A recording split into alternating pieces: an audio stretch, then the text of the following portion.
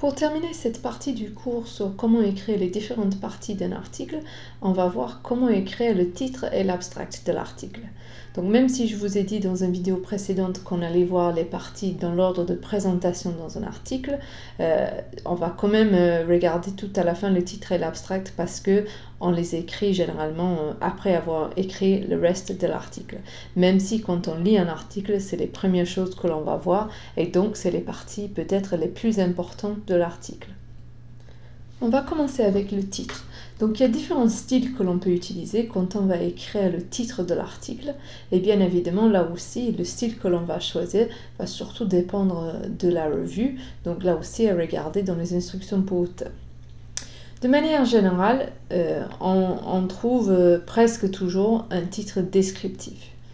Donc un exemple de titre descriptif, c'est le nombre de têtes chez les adultes, une étude transversale. Donc c'est quelque chose d'un petit peu factuel qui juste explique le sujet de l'article et le type d'étude, le type de design qui a été utilisé pour étudier ce sujet. Donc c'est vraiment le style que l'on trouve le plus souvent. Mais aussi, on pourrait avoir un style qui est plutôt déclaratif ou informatif, où on va donner dans le titre le résultat principal de l'étude. Donc un exemple, c'est de dire que la plupart des adultes n'ont qu'une tête. Donc ça pourrait être le titre d'un papier qui a cherché à étudier le nombre de têtes chez les adultes. Et enfin, on peut avoir aussi un titre qui est plutôt interrogatif. Donc c'est là où vraiment on liste la question, on décrit la question qu'on a cherché à étudier dans notre étude. Donc on peut dire combien de têtes les adultes ont-ils. Un point important, c'est de toujours essayer d'inclure le schéma d'étude dans le titre. Donc, comme on a vu dans le titre descriptif, on a dit que c'était une étude transversale.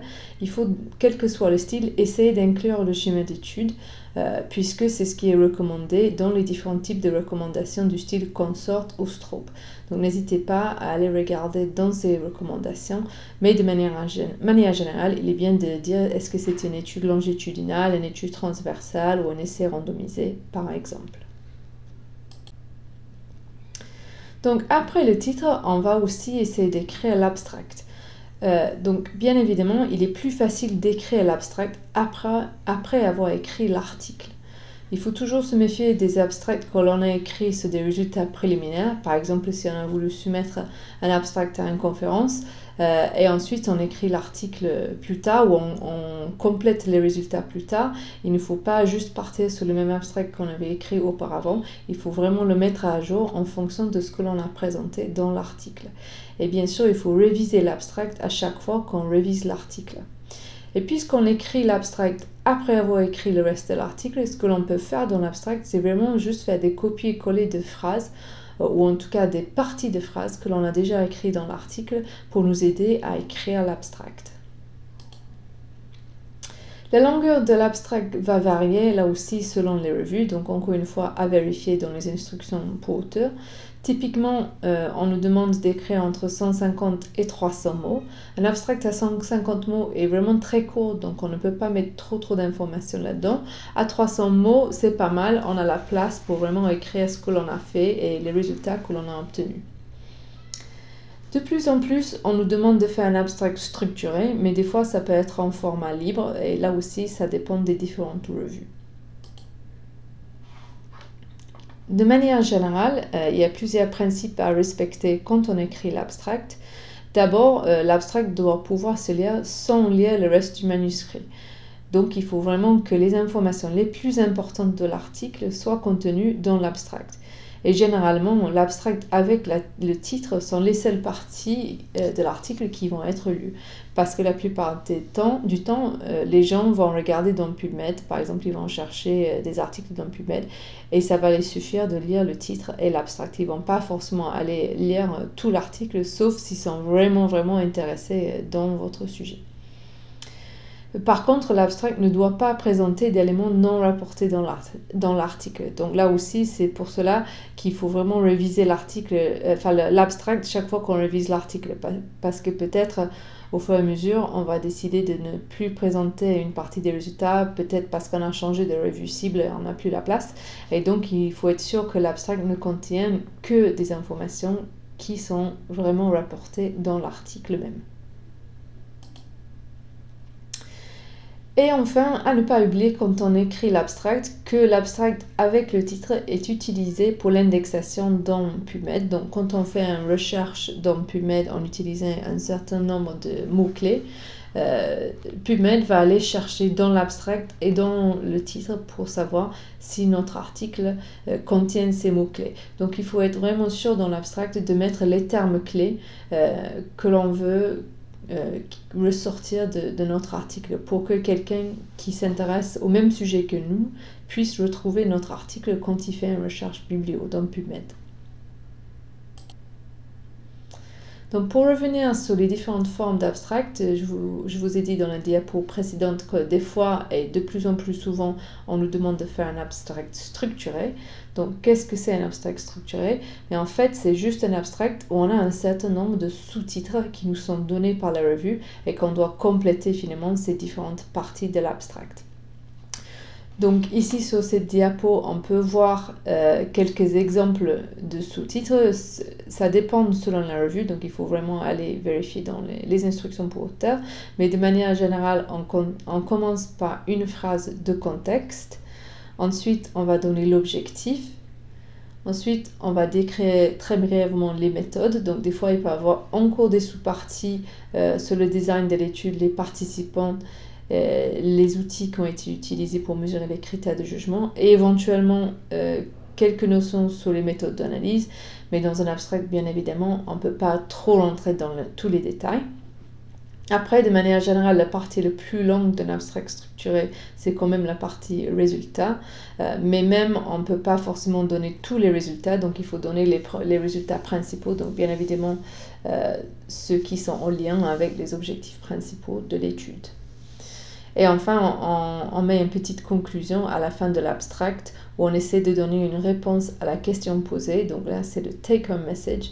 Et aussi, on va essayer de parler de l'implication de nos résultats ou de donner une recommandation. Donc là aussi, c'est assez court, peut-être une phrase, voire deux, mais pas plus long que cela. Donc voilà un abstract qui est tiré d'un article publié dans le BMJ. Donc là, on voit que c'est un abstract qui est structuré, qui est assez long, ça doit être au moins 300 mots. Et donc, la première chose qu'on voit, c'est que ça commence par un objectif. Donc, en fait, dans cette revue-là, il n'y a pas une partie contexte. On commence directement par l'objectif. Et on voit que, comme toujours, quand on formule un objectif, il faut commencer par un verbe à l'infinitif. Donc, voilà, donc c'est un objectif qui est correctement formulé. Ensuite, il y a quelques informations sur les méthodes, donc c'est divisé en plusieurs sous-parties. On n'a pas un sous-titre méthode, mais on a un sous-titre design, setting, participants et critères de jugement principal. Et si on regarde par exemple la partie sur le design et le setting, ce qu'on peut voir c'est que là, ce n'est pas vraiment des vraies phrases. Il n'y a pas de verbe dans ces parties-là. Donc on a le droit quand même de ne pas faire une vraie phrase dans l'abstract pour certaines parties, en particulier pour les méthodes, on peut juste un petit peu lister les types de design ou le type de setting que l'on a utilisé. Après, si on passe à la partie résultat, on voit que c'est peut-être la partie la plus longue de l'abstract. Et ce qui est intéressant à noter dans cet abstract-là, c'est que les auteurs n'ont pas donné de p-value, ils ont donné que le hazard ratio et l'intervalle de confiance. Donc l'hazard ratio, c'est la mesure de l'association. Et avec l'intervalle de confiance, on peut déjà savoir si le résultat était significatif ou pas, parce que dans le cas d'un hazard ratio, si l'intervalle de confiance contient le chiffre 1, on sait que le résultat n'est pas significatif. Donc il n'y avait même pas besoin dans cet abstract de donner la p-value, mais par contre on doit toujours, même dans un abstract, donner la mesure de l'association et l'intervalle de confiance. Et enfin, il termine par une conclusion. C'est juste une phrase, elle est un petit peu longue, mais c'est une seule phrase et elle contient vraiment le take-home message. Et c'est-à-dire qu'ils considèrent que leur étude a montré que finalement les résultats d'études précédentes auraient pu être biaisés par des facteurs de confusion. Et donc, c'est vraiment le take-home message sur cet article-là. Et donc pour terminer, on va juste voir quelles sont les raisons pour lesquelles les papiers sont révisés par les reviewers. Donc c'est juste quelque chose à garder en tête quand vous écrivez vos articles. Donc les top 5 des raisons sont d'abord des statistiques inappropriées, incomplètes ou insuffisamment décrites. Ensuite, on a la surinterprétation des résultats. Donc on a parlé de cela lors de la vidéo sur la partie résultats. Troisièmement, on a l'utilisation de populations ou instruments inappropriés, sous-optimaux ou insuffisamment décrits. Ensuite, des échantillons de petite taille ou des échantillons biaisés. Et enfin, du texte mal écrit ou difficile à suivre. Donc on peut voir que sur ces 5 points, en fait, il y en a 3 au moins que l'on va pouvoir aborder lors de l'écriture de notre article.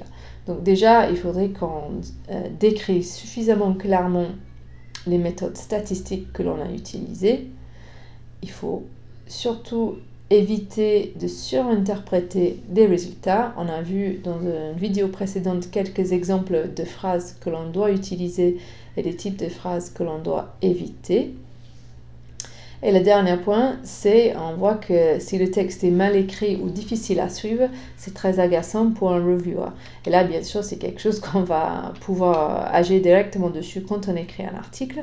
Donc, pour éviter ces défauts-là, je vous invite vraiment à faire un plan de votre article avant de commencer. Ça va vraiment faciliter l'écriture de l'article et ça va donner une logique finalement à votre article et ça va faire en sorte que c'est plus facile à lire quand on envoie un review et quand on demande à un reviewer de relire l'article. Après, sur le texte mal écrit, si vous écrivez en anglais, vous allez voir dans les vidéos qui vont suivre quelques conseils pour améliorer votre écriture en anglais.